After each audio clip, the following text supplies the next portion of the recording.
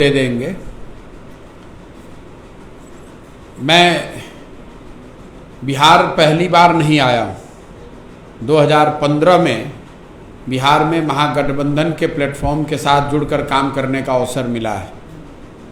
ज़्यादातर लोगों को जो लगता है कि भाई अगर आपके मन का एमएलए बन जाए, पार्षद बन जाए, मुखिया बन जाए, एमएलए बन जाए, मंत्री बन जाए तो उससे बहुत सारी चीज़ें सुधर सकती हैं।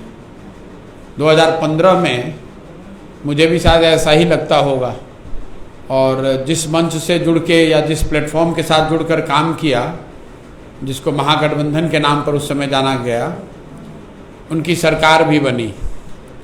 और महागठबंधन तो सबको याद है, लेकिन उसके साथ साथ उस सरकार के जो प्रायोरिटीज़ थे, जो प्राथमिकताएं थीं, उसको भी तय किया गया, जिसको आप 7 निश्चय के नाम से जानते हैं।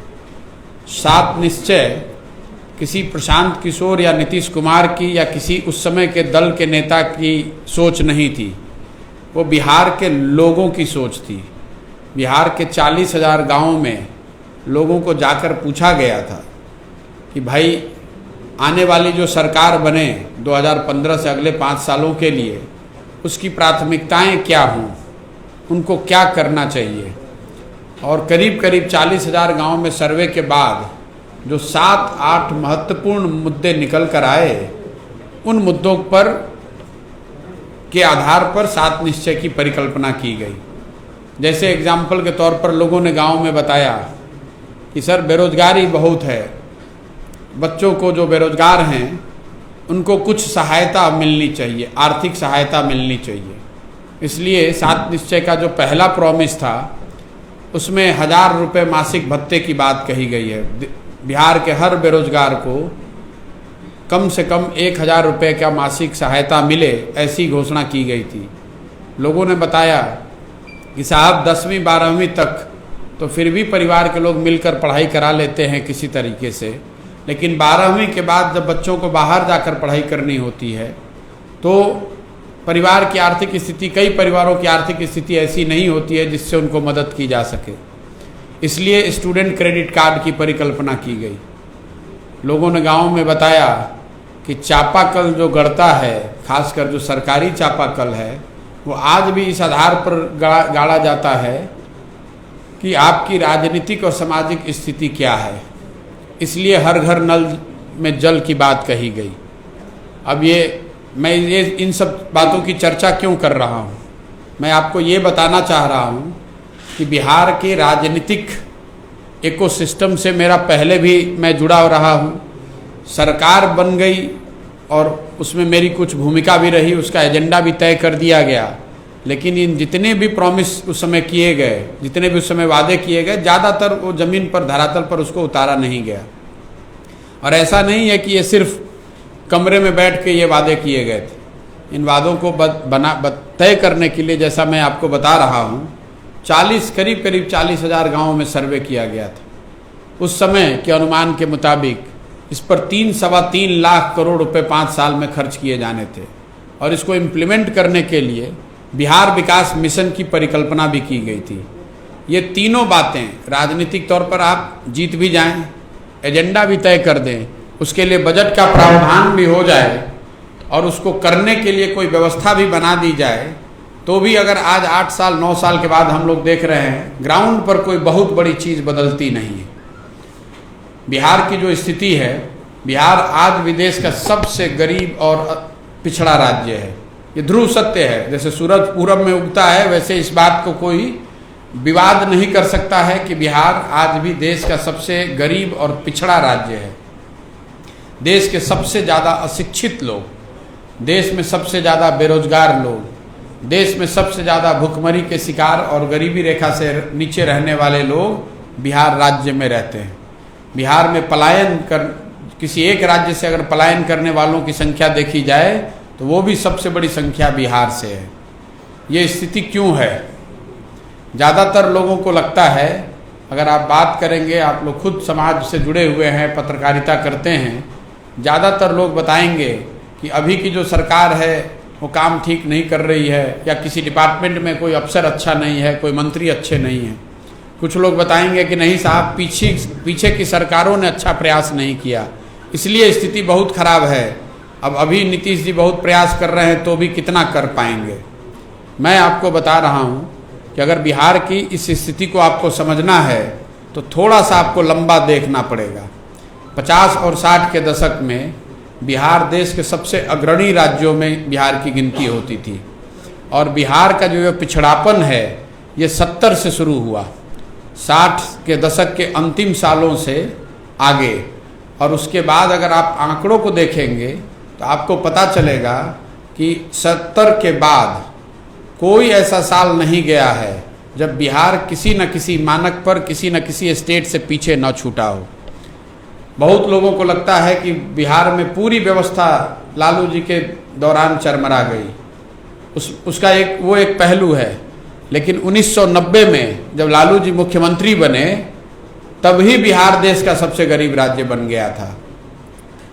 ज़्यादातर लोग इस बात का ध्यान नहीं करते हैं कि 1970 से 90 के बीच में बिहार में करीब 25 सरकारें आईं और गईं, और उस राजनीतिक उथल पुथल के दौर ने बिहार को विकास के दौर में पीछे ढकेल दिया। 1967 से 1990 के बीच 25 सरकारें आईं और गईं, 5 बार प्रेसिडेंट रूल इंक्लूडेड। 23 साल के कालखंड में 25 सरकार, जिसकी वजह से कहीं न कहीं विकास हाशिए पर रहा। आप विकास की दौड़ में दूसरे राज्यों के मुकाबले पीछे छूट गए। फिर 90 से लालू जी की सरकार है, उन्होंने बताया कि बिहार को सुधारने के लिए सामाजिक न्याय होना चाहिए, सामाजिक न्याय के एजेंडे से बिहार को सुधारा जा सकता है। जो लोग बिहार की ज़मीनी हकीकत से वाकिफ़ हैं उनको ये मानने में दिक्कत नहीं होनी चाहिए कि सामाजिक न्याय के क्षेत्र में लालू जी की सरकार में एटलीस्ट उनके शुरुआती सालों में कुछ प्रगति जरूर हुई है। जो समाज में बहुत सामाजिक तौर पर पिछड़े दबे हुए लोग थे उनको थोड़ा बहुत आवाज़, उनको शक्ति, उनको ताकत मिली। ये अलग बात है कि आगे के सालों में उनके राज्य की, उनके शासन की स्थिति खराब हुई। लॉ एंड ऑर्डर देख लीजिए, आर्थिक विकास, उस दौर को लोगों ने जंगल राज भी कहा। 2005 से नीतीश जी की सरकार है और नीतीश जी का ऐसा दावा है कि सामाजिक न्याय के साथ हमने विकास किया है। मैं कैमरे पर आपके सामने कह रहा हूं कि ठीक बात है, नीतीश जी के राज में विकास हुआ है, लेकिन विकास की रफ्तार ऐसी नहीं रही है जिससे बिहार की स्थिति सुधर जाए। बिहार दूसरे राज्यों के मुकाबले जहां आज से 30 वर्ष पहले खड़ा था वहीं पर आज भी खड़ा है। 1990 में भी आप देश के सबसे गरीब राज्य थे। 2005 में जब नीतीश जी मुख्यमंत्री बने तो भी आप देश के सबसे गरीब राज्य थे, और आज 2022 में भी आप देश के सबसे गरीब राज्य ही हैं। अगर ये स्थिति बदलनी है तो कोई ना कोई नया प्रयास होना चाहिए। हर व्यक्ति अब राजनीति में ये कहता है कि मैं ही वो नया प्रयास हूँ, मैं ही वो भगवान का भेजा हुआ दूत हूँ जो आऊँगा, मुझ पर भरोसा कीजिए, मुझे वोट दे दीजिए, मैं ठीक कर दूँगा। मैं आपको बता रहा हूँ कि प्रशांत किशोर की ये ताकत नहीं है, कम से कम मैं इसको ठीक नहीं कर सकता हूँ। कैसे ठीक होगा? इसको ठीक करने के लिए बिहार के लोगों को एक साथ आकर सही प्रयास करना पड़ेगा, सामूहिक प्रयास करना पड़ेगा। जो मेरा पूरा अभियान है जन सुराज का, वो सिर्फ इसी बात से को लेकर है। अभी कोई दल या मंच नहीं बनाया गया है। जन सुराज एक प्रयास है बिहार में एक नई राजनीतिक व्यवस्था बनाने की, ऐसी व्यवस्था जिसमें राजनीतिक दल बिहार के सभी सारे अच्छे लोग मिलकर बनाएं और उनका जो एजेंडा हो, जो काम करने का एजेंडा हो, जो प्रायोरिटी हो, जो दल की प्राथमिकता हो, वो सब मिलकर तय करें और सब मिलकर उस एजेंडे को हासिल करने के लिए सामूहिक प्रयास करें। अभी कोई बिहार में चुनाव नहीं है, चुनाव 3.5 साल 4 साल के बाद होना है। अगर सिर्फ चुनाव के हिसाब से मुझे काम करना होता तो मैं चुनाव से 6 महीने पहले, साल भर पहले आकर दल बना सकता था, चुनाव लड़ सकता था। ये 3 साल 4 साल पहले ये प्रयास क्यों कर रहे हैं? ये पूरा प्रयास इसलिए है कि समाज में हर उस व्यक्ति तक पहुंचा जाए जो सही व्यक्ति है, जिसको जगाने की, समझाने की, एक साथ एक मंच पर लाने की ज़रूरत है। और इसी दिशा में मैं पूरे राज्य में घूम रहा हूँ। 60-70 हज़ार लोगों ने मिलने के लिए रिक्वेस्ट किया हुआ है। मैंने पटना में मिलना शुरू किया। 5 मई को मैंने एक प्रेस कॉन्फ्रेंस में बताया था कि राज्य भर से कोई 17,500-18 हज़ार लोग मिलना चाहते हैं या मेरे टीम ने उनके साथ संपर्क किया है। अब वो संख्या बढ़ के 70 हज़ार के आसपास पहुंच गई। हर दिन 2,000-3,000 लोग स्वयं से फ़ोन करके ये बता रहे हैं कि साहब ये सुझाव है, या वो मिलना चाहते हैं, बात करना चाहते हैं, इससे जुड़ना चाहते हैं। ये संभव नहीं है कि वो चीज़ पटना में बैठकर किया जाए, इसलिए हर जिले में जा रहे हैं और कोई पब्लिक मीटिंग या रैली नहीं कर रहे हैं, छोटी गोष्ठियाँ आयोजित कर रहे हैं। लोगों से संवाद करने का प्रयास है। बोलने से ज़्यादा लोगों से सुनने और उनसे सीखने का प्रयास है। आने वाले 5 दिन तक आप देखेंगे कि मैं सिवान में जहाँ पर भी जाऊँगा कोई राजनीतिक रैली नहीं है। हर जगह जो लोग अपने घर, अपने बरामदे, अपने दलान, अपने स्कूल, अपने ऑफिस में बुला रहे हैं वो अपने साथ 100-50 लोगों को बैठाएंगे, उनके साथ बैठकर चर्चा करेंगे और उस चर्चा से कुछ सीख कर जाएंगे। लेकिन इससे पूरी बात नहीं बनेगी। ये काम अभी से लेकर सितंबर तक पूरे बिहार में कंप्लीट करेंगे और 2 अक्टूबर से पश्चिम चंपारण गांधी आश्रम से एक 3,000 किलोमीटर की पदयात्रा शुरू करेंगे। पदयात्रा ऐसी नहीं जिसमें कि सिर्फ रोड को नापना है, नेशनल हाईवे और स्टेट हाईवे पर नहीं चलना है, गांवों में जाना है। और ऐसा नहीं कि 10 दिन चले और उसके बाद 5 दिन ब्रेक लिया या 2 दिन ब्रेक लिया। एक बार चलना शुरू करेंगे तो जब तक बिहार का पूरा कोना कोना न चले जाएं, सारे जिले पूरे ना हो जाएं, कम से कम हम लोग का अनुमान है कि 3,000 किलोमीटर अगर बिहार के हर जिले में पहुंचना है, हर ब्लॉक, हर पंचायत, हर गली, हर शहर तक पहुंचना है तो कम से कम 3,000 किलोमीटर चलना पड़ेगा, पैदल पदयात्रा करनी पड़ेगी ताकि लोगों से मिला जा सके, उनसे बात समझी जाए कि आखिर समस्या क्या है और समस्या को सुलझाने के लिए क्या प्रयास होने चाहिए। साथ ही समाज में कौन ऐसे अच्छे लोग हैं, कौन सही लोग हैं जिनको एक साथ लाने की ज़रूरत है, जिनको एक साथ लाकर एक मंच पर आगे की जर्नी, आगे का खाका खींचा जा सकता है। 2 और बात कि जहाँ तक दल बनाने का सवाल है, वो सिर्फ और सिर्फ इन लोगों की पहचान होने के बाद ही अगर सब लोग मिलकर तय करेंगे तो ही दल बनाया जाएगा। वो दल प्रशांत किशोर का दल नहीं होगा, वो उन सारे लोगों का दल होगा जो मिलकर इस दल को बनाना चाहते हैं। इस पूरे यात्रा में, इस पूरे प्रयास में अगले 1-1.5 साल लग सकते हैं, इसलिए कोई हड़बड़ी नहीं है। अगर आपके प्रश्न ये हैं कि कल क्या होगा, तो मैंने वो बात आपको बता दी। लोगों से मिलना, उनकी बात सुनना, समझना और फिर पदयात्रा के माध्यम से लोगों के घर घर तक पहुंचना, सिर्फ और सिर्फ यही प्रयास है ताकि समाज में सभी सही लोगों को एक साथ लाया जा सके कि बिहार को अगर बदलना है तो बिहार को बदलने के लिए कोई भगवान का भेजा हुआ दूत बाहर से आने वाला नहीं है। बिहार के लोगों को मिलकर ही सामूहिक तौर पर प्रयास करना होगा। इसी दिशा में मैं अपनी ओर से जो कुछ कर सकता हूं वो कर रहा हूं। इस पूरी यात्रा में जब हम सही लोग कह रहे हैं तो मैं पार्टी के लिए वर्कर ढूंढने नहीं निकला हूं, मेरे नाम का झंडा, बैनर, पोस्टर लगाने वालों को ढूंढने नहीं निकला हूं। मैं ऐसे सारे लोगों को ढूंढने निकला हूं जो मेरे साथ चलना चाहते हैं। अगर एक ईंट उस दल में, उस मंच में, उस व्यवस्था में मेरी है तो एक ईंट उनकी भी होगी। जितना हक मेरा उतना हक उन सब व्यक्ति का जो साथ में जुड़कर इस व्यवस्था का हिस्सा बनना चाहते हैं। इसके साथ मैं अपनी वाणी को विराम दे रहा हूं। आपके जो प्रश्न हैं वो आप पूछ सकते हैं। बहुत बहुत धन्यवाद।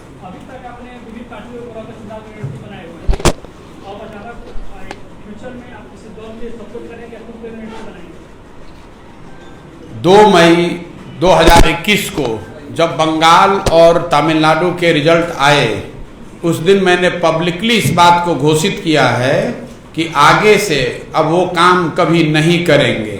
इसलिए नहीं कि उस काम को करने में कोई बुराई है, इसलिए कि मेरी समझ में उस समय उस विधा में जो कुछ भी किया जा सकता था उसको मैंने 10 साल कर लिया। अब जीवन में मैं कुछ नया करना चाहता था। फिर मैं 1 साल तक इस बात के उधेड़-बुन में रहा कि क्या करूं जीवन में, आगे क्या करूं, और 1 साल सोचने समझने के बाद ये तय किया है कि बिहार में वापस आना है और वापस आकर एक नई राजनीतिक व्यवस्था बनाने में अपना पूरा सब कुछ समर्पित करना है, इसलिए ये काम कर रहे हैं। भविष्य में उस चीज को करने का कोई सवाल ही नहीं पैदा होता है, किसी व्यक्ति के लिए नहीं, किसी दल के लिए नहीं। सर ये मेरा सवाल है, सर ये मेरा दो सवाल आपसे है कि एक तो पहला सवाल है कि जिस तरीके से एक तरफ जहां पूरे देश में एक धर्म आधारित राजनीति लड़ी जा रही है, उसमें आपका विकास का मुद्दा कहां टिकेगा? और दूसरा सवाल है कि सर आपका, और हमेशा हम लोग देख रहे हैं कि आप नीतीश कुमार, कांग्रेस और लालू जी के प्रति बात कर रहे हैं, लेकिन बीजेपी के प्रति आपका कॉर्नर बिल्कुल सॉफ्ट है। ये दो सवाल। देखिए, जो लोग चुनाव को लेकर बहुत चिंतित हैं कि चुनाव में क्या होगा, उनके लिए दो बात मैं बताना चाहता हूं। एक तो पहली बात, चुनाव अभी 3.5 साल दूर है, उसकी चिंता अभी आप न करें। दूसरी बात, जो मेरा बहुत भारी आलोचक भी है, वो भी एक बात तो जानता है कि प्रशांत किशोर को और कुछ आए चाहे नहीं, चुनाव लड़ाने की समझ है। जितने भी राजनीतिक विश्लेषक हैं उनका सबका सम्मान है, उनका जो भी ओपिनियन है वो मेरे सर माथे पर, लेकिन थोड़ी बहुत समझ समाज की और चुनाव लड़ने और लड़ाने की मेरी भी है। तो आप उसकी चिंता न करें कि अभी की जो व्यवस्था है उनसे कैसे लड़ा जाएगा। प्रसाद जी, आपने बिहार में एक लंबा समय इंतजार हुआ है और बिहार को बड़े करीब से देखा है। क्या आपको लगता है कि आपकी जो जन सुराज यात्रा, जो पैदल यात्रा आप करने वाले हैं, गाँव-गाँव जाने वाले हैं, और ये बिहार जो जातीयता यहाँ चरम सीमा पे है, उस परिस्थिति में आप बिहार को बदल पाएंगे? यहाँ हर चीज जातीयता से तय होगी, हर चीज समुदाय से तय होगा। देखिए, ये प्रश्न शायद सबसे ज़्यादा मेरे से रोज़ पूछा जाता है और हर दिन इसका मैं जवाब देता हूँ। जब जवाब देता हूँ तो लोगों के चेहरे पे लगता है कि नहीं, बात तो ठीक कह रहे हैं, लेकिन फिर वो स्प्रिंग की तरह वापस फिर सवाल आता है, इसलिए फिर से मैं एक्सप्लेन करता हूँ। अगर आप राजनीति करते हैं तो समाज में जो भी फैक्टर है, समाज के सारे पहलुओं की समझ आपको होनी ही चाहिए। राजनीति करने वाले को एक और ऑप्शन नहीं, एक और बात है कि उसके पास ये ऑप्शन नहीं है कि समाज में सब अच्छा हो जाए तब आप राजनीति करेंगे। अगर जाति व्यवस्था है, धन बल है, बाहुबल है, या जो भी समाज में अच्छाइयाँ बुराइयाँ हैं, उसके रहते हुए ही आपको राजनीति करके उसको जीत कर आना है। पहली बात ये समझिए। दूसरी बात, बिहार में जातियों की जो भूमिका है चुनावों में, वो किसी अन्य राज्य से ज़्यादा या कम नहीं है। आप यहाँ बिहार में चुनाव कवर करते रहे हैं, समाज को शायद मेरे से बेहतर समझते होंगे, लेकिन मैंने बिहार में भी चुनाव कराया है और बिहार के साथ कई अन्य राज्यों में भी चुनाव कराया है। जितनी बड़ी सच्चाई चुनाव के नज़रिए से जाति बिहार में है, उतनी ही बड़ी ये आंध्रा में भी है, तमिलनाडु में भी है, गुजरात में भी है। लेकिन एक भूमिका बना दी गई है, लोगों ने आपके हमारे मन में भर दिया है कि बिहार में कुछ नहीं हो सकता है, क्योंकि यहाँ पर सब कुछ जाति पर ही होता है। मैं आपको एक एग्जाम्पल देके अभी समझाता हूँ। 1984 में इसी बिहार में कांग्रेस को भारी जीत मिली। आपसे पूछूंगा क्यों मिली? इसी जातिगत व्यवस्था के रहते हुए कांग्रेस 1984 में कैसे जीत गई? तो आप बताएंगे कि इंदिरा जी की मौत से जो सहानुभूति की लहर थी, उसकी वजह से समाज जातियों से ऊपर उठकर सबने कांग्रेस के लिए वोट किया। ठीक है ना? फिर मैं आपसे पूछूंगा कि 1989 में बीपी सिंह के नेतृत्व में जनता दल को बहुत भारी बहुमत बिहार में मिला। उस समय क्या हुआ? तो आप बताएंगे कि प्रशांत जी, बोफोर्स की वजह से भ्रष्टाचार बहुत बड़ा मुद्दा बन गया था, जिसकी वजह से समाज में सबने जाति धर्म से ऊपर उठकर बीपी सिंह के जनता दल को वोट किया। फिर मैं आपको पूछूंगा, मैं ऐसे 20 एग्जाम्पल दे सकता हूं, लेकिन मैं सिर्फ 3 दूंगा आपको समझाने के लिए। 84 एक घटना थी, 89 एक नैरेटिव था, एक मुद्दा था, और 2014 मैंने पूछूंगा 14 में क्या हुआ? आप बताएंगे मोदी जी के नाम पर समाज में सब जाति के लोग, यही आप लोग लिखते हैं, यही एनालिसिस टीवी पर बताते हैं कि मोदी जी के नाम पर सब बंधन टूट गए, सारे लोग जात धर्म से ऊपर उठकर सबने भाजपा को वोट किया। ये 3 एग्जाम्पल क्यों दे रहा हूं? आपके माध्यम से दर्शकों को, बिहार के भाई बंधुओं को बताना चाहता हूं कि जो लोग आपके दिमाग में ये भरते हैं कि सिर्फ और सिर्फ जाति ही एक फैक्टर है, इन 3 चुनावों में क्या हुआ? अगर कोई मुद्दा, अगर कोई व्यक्ति, अगर कोई घटना समाज को एक साथ जोड़ दे तो समाज में वो ताकत है कि वो जातियों से ऊपर उठकर वोट करता है। होता ये है कि कोई दूसरा, कोई बड़ा मुद्दा नहीं है, कोई व्यक्तित्व नहीं है, कोई ऐसी बड़ी घटना नहीं हुई है, वैसी परिस्थिति में समाज में एक भावना हो जाती है कि सब एक ही जैसे दिख रहे हैं, तो चलो भाई अपने जात वाले को ही दे देते हैं। ये बात है। इसलिए बिहार में बिल्कुल ये संभव है। बिहार के लोग, आप चाहे जिस जाति के भी हों, कोई नहीं चाहता है कि उसका बच्चा आधे पेट खाना खाए, कोई नहीं चाहता है कि उसके बच्चे की अच्छी पढ़ाई नहीं हो। आप किसी भी जाति के हैं, आप ये थोड़ी ना चाहेंगे कि आपके बच्चे के शरीर पर कपड़ा ना हो, आपके घर में कोई बीमार पड़ जाए तो डॉक्टर और दवा ना हो। हर जाति, हर व्यक्ति, हर परिवार का आदमी सोचता है कि यहाँ पर बेहतरी आए। मैं आपको बताता हूँ, यहाँ जो पलायन की स्थिति है, जब यहाँ पर बच्चा 18 साल 19 साल से पहले जैसे आपकी शारीरिक स्थिति काम करने की होती है, आप अपना गांव, परिवार, घर छोड़कर दूसरे प्रदेश में जाकर काम करते हैं। 25 साल 30 साल जो समाज में कोई दूसरा काम करने के लिए तैयार नहीं है, वो बिहार के लोग, सबसे डिफिकल्ट काम बिहार के लोग कर रहे हैं। जब आपका शरीर थक जाता है, आप 50 के हो गए, 55 के हो गए, तो आप फिर काम छोड़कर वापस आते हैं। इस पूरे 30-35 साल जो आपकी पूरी जवानी है, उसमें आप कभी 15 दिन 1 महीने के लिए घर आए, परिवार के साथ मिलने का आपको अवसर मिला। बाकी सारे समय आप परिवार से दूर, अपने गांव, अपने मिट्टी से दूर आप संघर्ष कर रहे हैं। जब आप वापस आते हैं तो जो लड़का आपके घर में जो सबसे यंग है, वो आपकी जगह बाहर काम करने जाता है। कौन जाति का आदमी कहेगा कि इसको बदलना नहीं चाहिए? अगर आपका बेटा बाहर किसी फैक्ट्री में काम कर रहा है, सबसे कठिन परिस्थिति में काम कर रहा है, तो आप जात देखिएगा कि आप चाहिएगा कि आपका लड़का आकर पटना में काम करे और इज्जत से काम करे। यहाँ के नेता बता रहे हैं, कई बार आप और हम सुनते हैं कि किसी बिहार के लड़के को किसी ने गाली दे दी, मारपीट हो गई, सुनते हैं ना? तो नेता क्या बताते हैं कि बिहार के लड़के न रहें, बिहार के लोग न रहें तो दिल्ली और मुंबई की व्यवस्था ठप पड़ जाएगी, वहाँ सब्जी नहीं बिकेगा, वहाँ सफाई नहीं होगा। मैं आपको बता रहा हूं कि ये गौरव की बात नहीं है। बिहार के लोग सब्जी बेचते हैं, ये गौरव की बात नहीं है। बिहार के लोग पर सफाई की व्यवस्था टिकी हुई है महानगरों की, ये गौरव की बात नहीं है।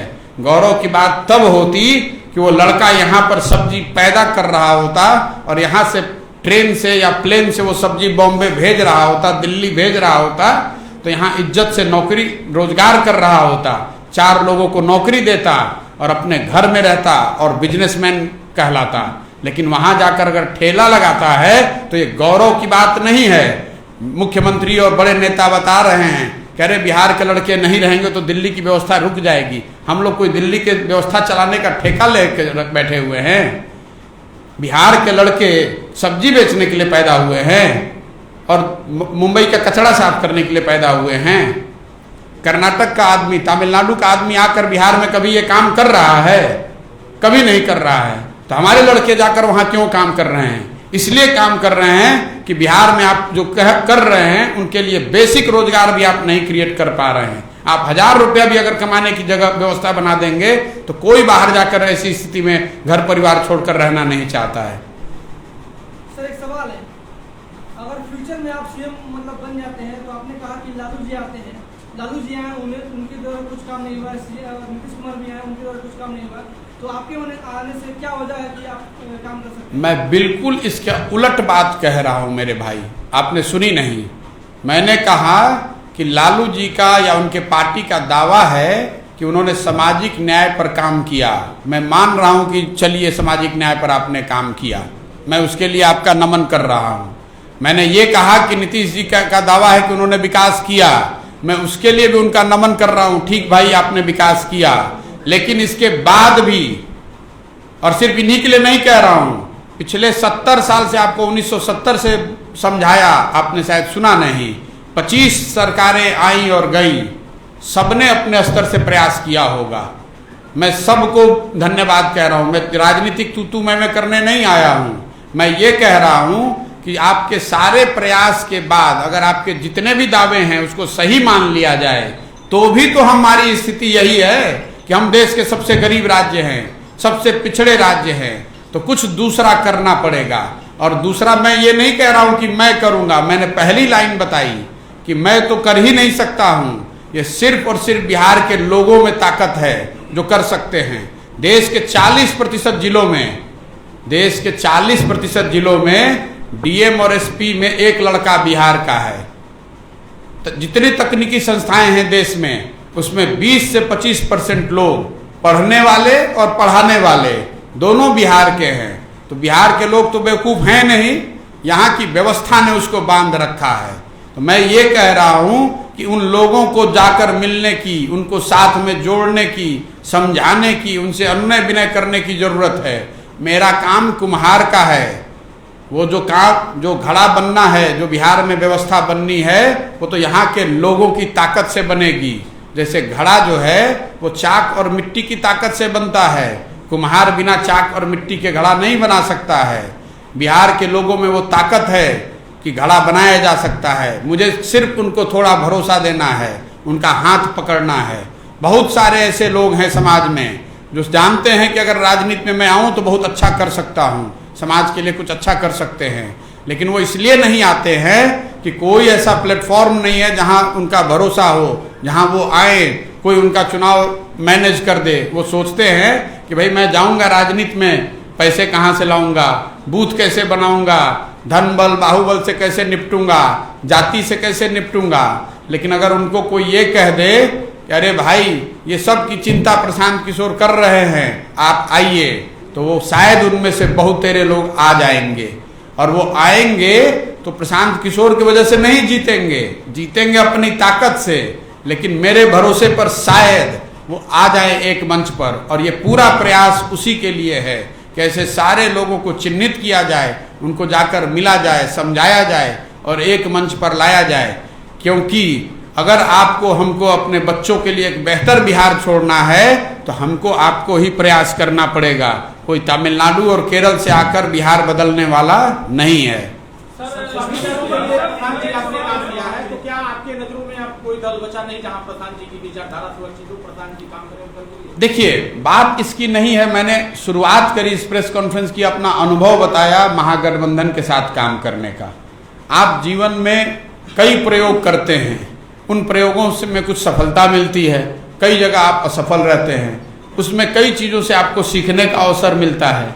मैंने 10 साल ये काम किया है, 11 चुनाव में मैं जुड़ा रहा हूँ। एक यूपी का चुनाव छोड़ दें तो कोई चुनाव ऐसा नहीं रहा है जिससे मैं जुड़ा हूँ और वहाँ हम चुनाव हारे हों। लेकिन उससे व्यवस्था बदल गई हो इसका मैं दावा नहीं कर सकता हूँ। 1 साल सोचने समझने के बाद मैंने तय किया कि बिहार में आकर एक नई राजनीतिक व्यवस्था बनाई जाए। क्यों? उसकी 2 वजह है। एक कि यहाँ विकास के नज़रिए से जो मैं बार बार आपको बता रहा हूँ, इसकी ज़रूरत है। 75 के बाद, 1975 के बाद बिहार में कोई राजनीतिक और सामाजिक आंदोलन नहीं हुआ है।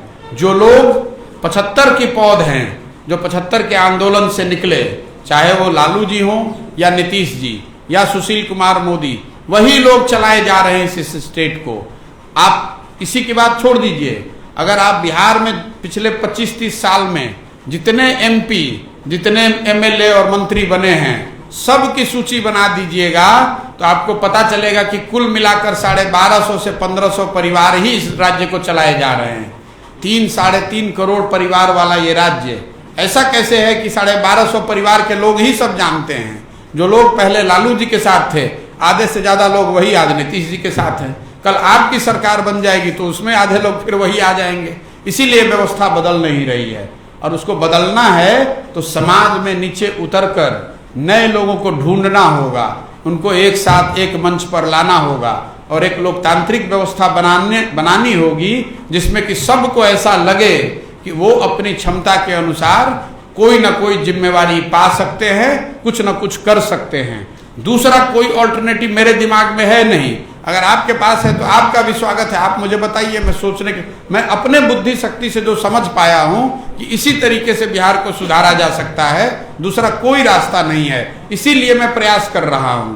अगर मेरे जैसा आदमी जो बिहार के साधारण पृष्ठभूमि से आता है, यहाँ के सरकारी स्कूलों से पढ़ा है और मुझे जीवन में कुछ एक जगह मिल गई है, अगर मैं प्रयास नहीं करूंगा तो बिहार के किस लड़के में हिम्मत होगी प्रयास करने की। इसलिए प्रयास कर रहे हैं। लोग बता रहे हैं कि बहुत कठिन है, मैं आपको बता रहा हूं अगर कठिन है इसीलिए करना है, कोई डरने की बात नहीं है।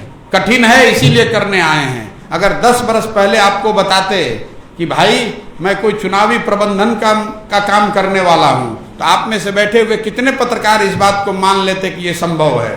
10 साल में आपको संभव करके दिखाया है। अगले 2-3 साल में मेरा पूरा विश्वास है कि इसको बिहार में किया जा सकता है और आपको कर कर दिखाएंगे।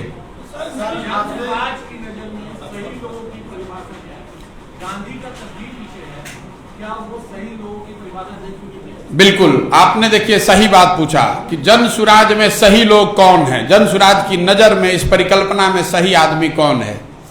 किसी के माथे पर नहीं लिखा है कि सही आदमी कौन है। कैसे पता करें समाज में सही आदमी कौन है?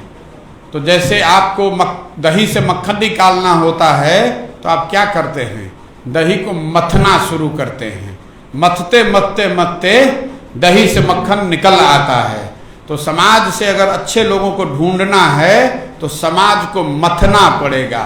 जब आप हजारों लाखों लोगों से मिलिएगा, चुनाव के नजरिए से नहीं, इस नजरिए से नहीं कि कौन आपको ज्यादा पैसा दे सकता है, इस नजरिए से नहीं कि किसके पास कितने गनमैन हैं।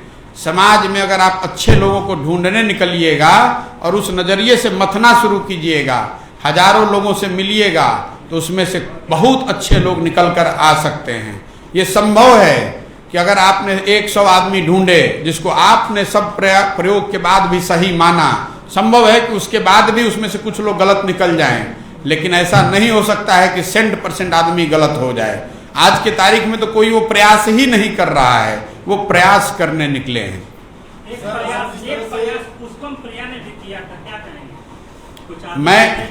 मैं किसी पर टिप्पणी नहीं करना चाहता हूं।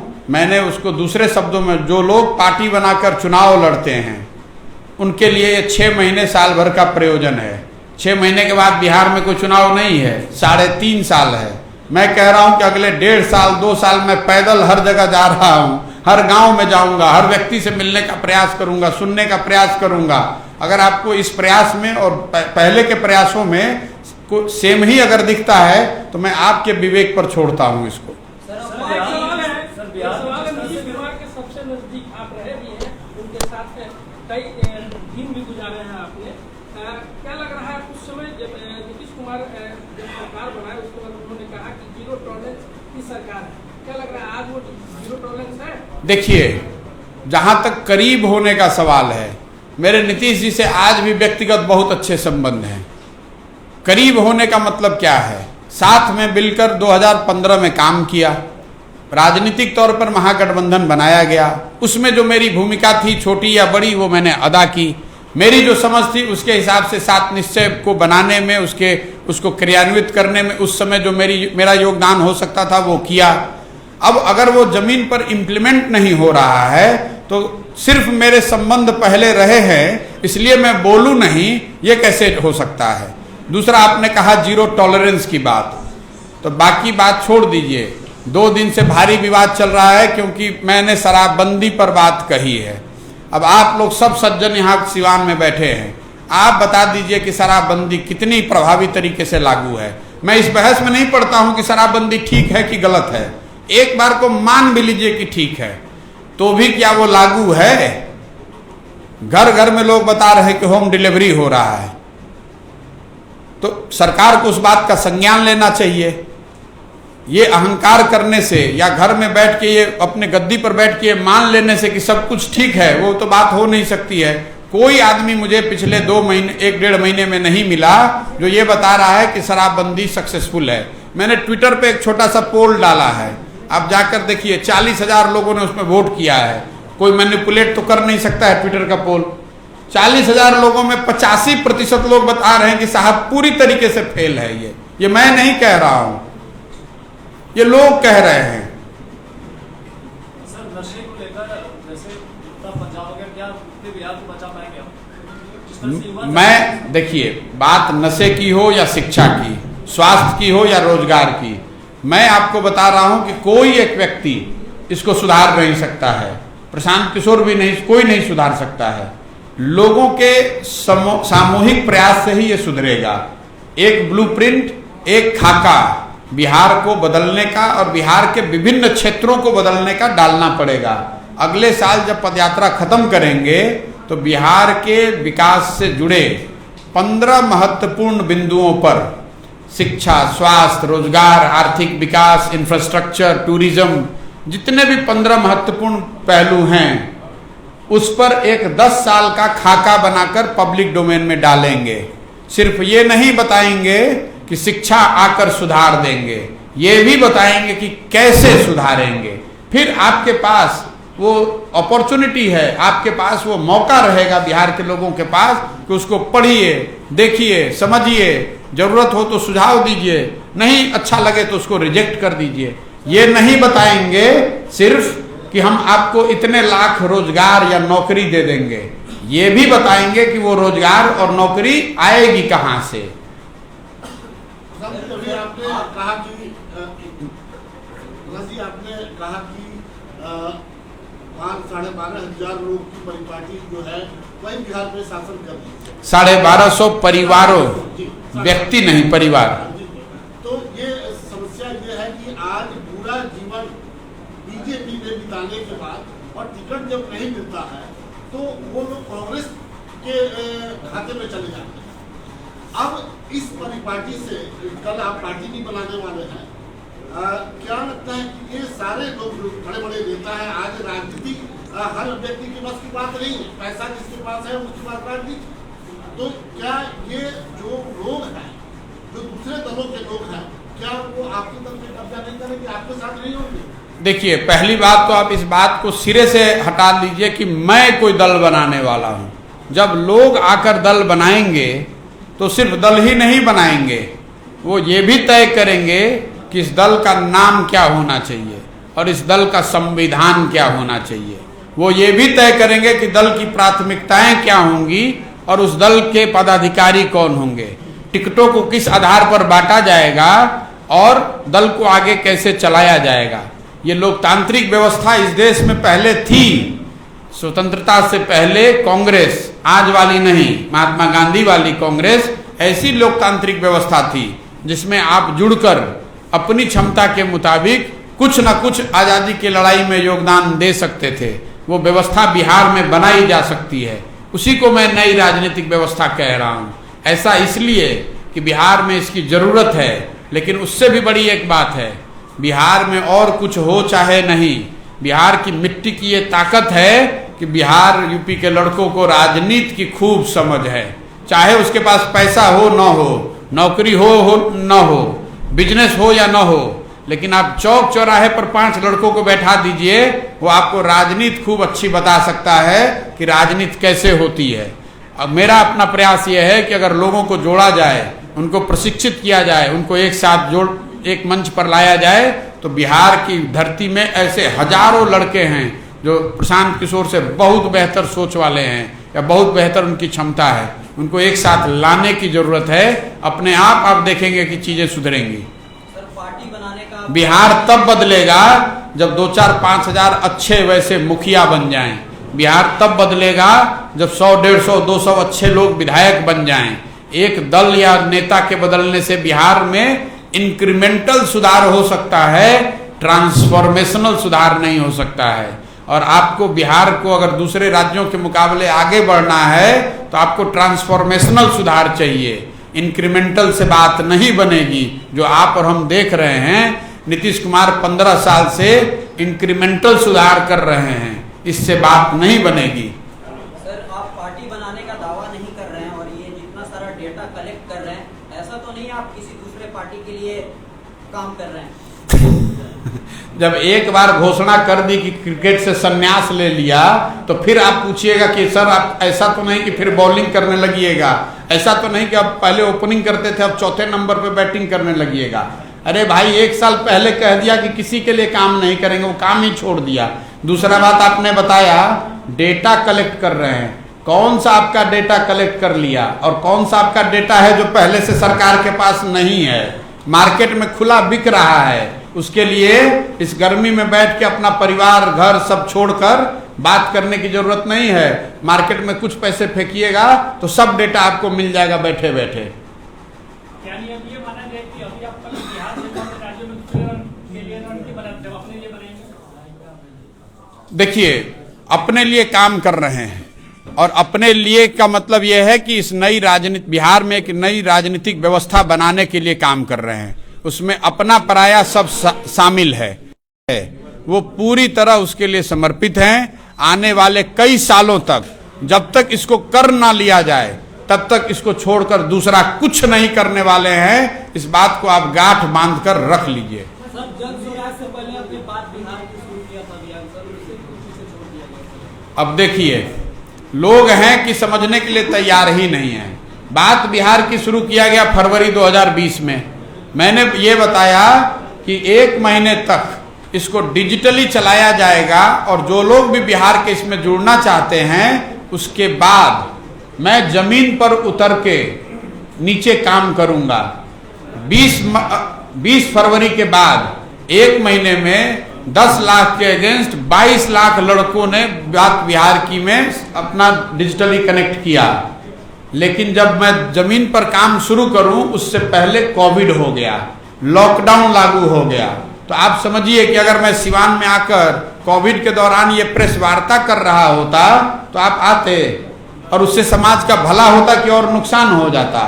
अब एक बात उसमें और लोग पूछ सकते हैं, पूछना चाहिए कि अगर आप यहाँ नहीं कर रहे थे तो बंगाल में कोविड के दौरान क्यों काम कर रहे थे?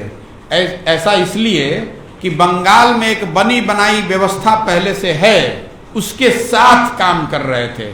जो कोविड प्रोटोकॉल को फॉलो करते हुए आप कर सकते हैं, किसी को सलाह दे सकते हैं। लेकिन अगर आपको हर व्यक्ति से मिलना है, गांव-गांव जाना है, छोटी मीटिंग्स में बैठना है, रैलियां करनी है, लोगों को संबोधित करना है, उनसे कुछ सीखना है, उनको कुछ बताना है, तो वो कोविड प्रोटोकॉल उसमें फॉलो नहीं होता।